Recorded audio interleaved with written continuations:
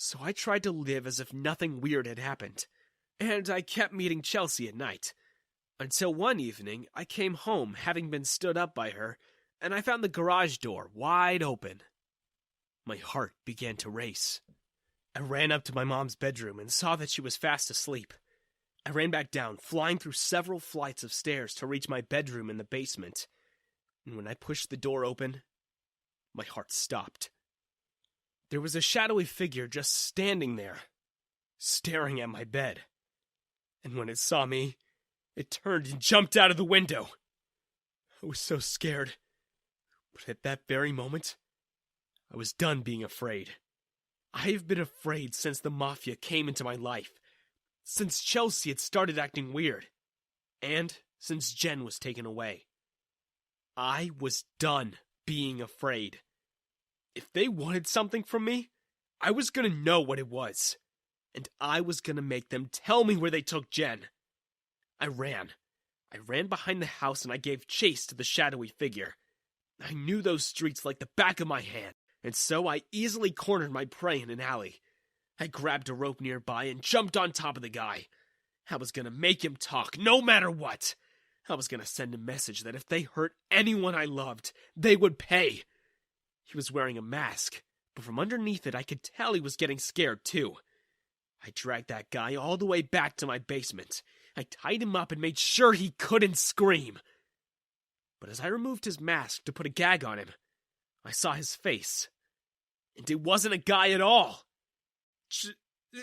Chelsea? Chelsea was behind everything after all. The mysterious notes, Jen's disappearance.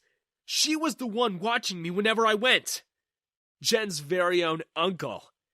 I had no idea they were family. Even Chelsea didn't know. Turned out, Jen was Ben's right hand, and they orchestrated everything in secret. And now, seeing how I had solved all the company's problems, they were willing to offer me another deal. Ben shook my hand and hugged me. I know you can take care of my niece and run my enterprise. So, if you want to be the CEO of the company, you have to be my successor. I've been wanting to retire for years now.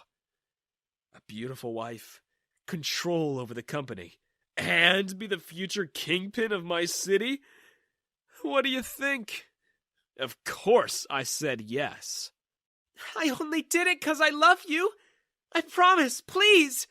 You can't keep seeing Jen. I love you.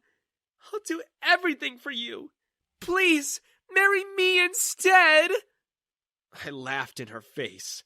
Marry you?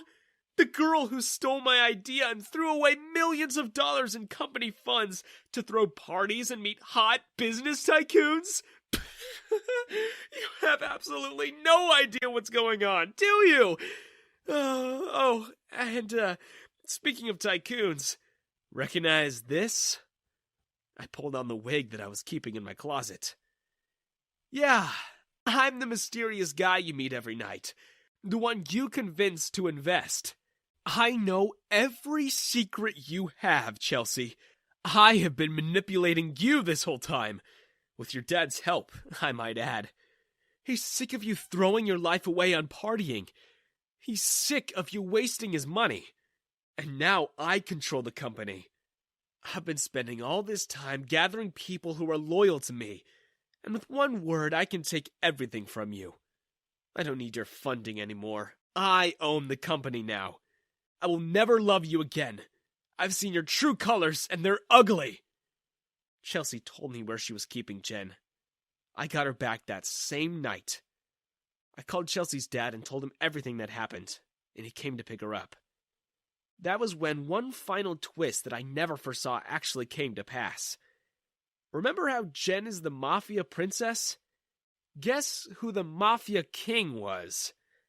Yep, Chelsea's dad.